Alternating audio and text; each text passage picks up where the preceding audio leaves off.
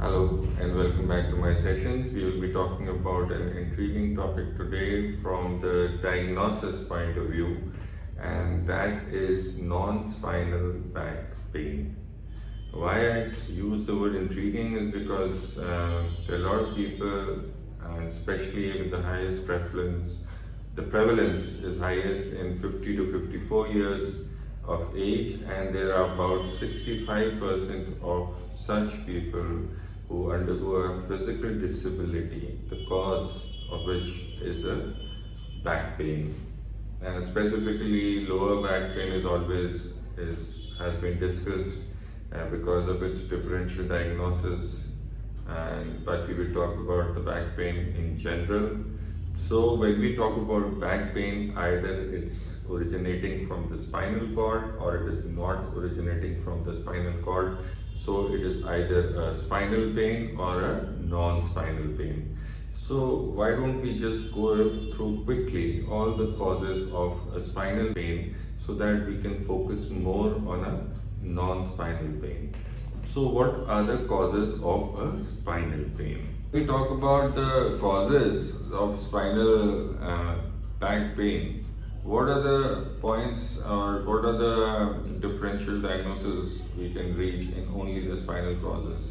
And that is your skeletal irregularity, spina bifida, traumatic events, then intervertebral disc prolapse, spondylosis, then arthritis, cord compressions, sciatica, radiculopathy, spinal stenosis, spondylolisthesis, disc herniations, infectious etiologies, and osteoporosis. So these are the we can enumerate these causes of spinal causes of back pain. Non-spinal back pain causes can be broadly categorized into, you have your organ and visceral tissues that are affecting and causing the pain. Then there are skin changes as seen in shingles and nervous pain because of that. Then muscles and soft tissue pains as seen in sprains and inflammation and muscle strain. And then you have psychological factors such as anxiety and depression. So very broadly categorizing the non-spinal causes are these.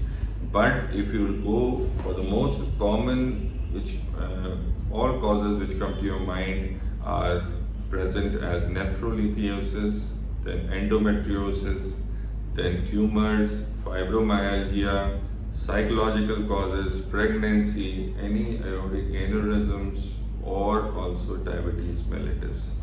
So these are the causes of most common causes of non-specific pain in the back region. Now we will start with the kidney stones. Now what are the problems with the kidney stones and where does the pain radiate to?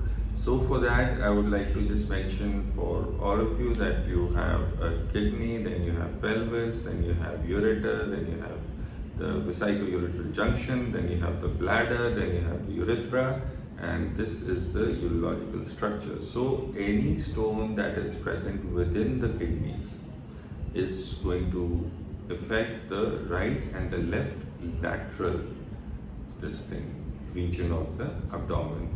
If you remember, very early I divided and classified this abdomen into 9 zones in which there was right hypochondrium, left hypochondrium, epigastrium, then the right lateral region, left lateral region, and the umbilicus, and the right iliac fossa, hypogastrium, and the left iliac fossa.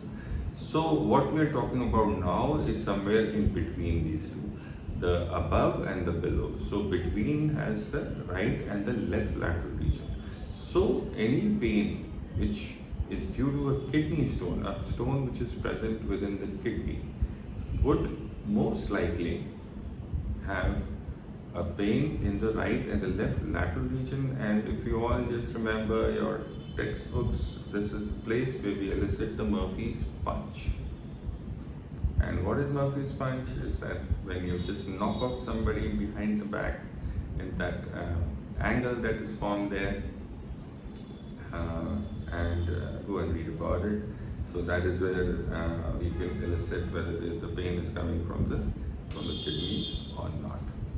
Okay, and then we move on to your, suppose the stone is in the ureter, where will the pain go?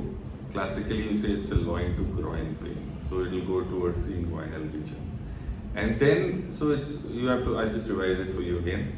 And when the stone reaches the bladder region or it's below that, it can even go up to the testicular region in males or down into females. So, just always remember the kidney stones, right and left lateral region. Then you have the lumbar regions. Then you have the ureteric stones, which can go up to the inguinal region. You keep saying that there is a pain that starts on the side of the abdomen and then it keeps going down. So now you have a brief idea, it is going to either the stone is shifting from your pelvis to the ureter or it's somewhere around there. So this is how you come to know referred pain in a urolithiasis case. So this was what I wanted to say. Second is your endometriosis. Endometriosis, when we talk about, is that approximately, I would say, lower back pain is present and abdominal pain and may be associated with any irregular menses or pain during menstruation.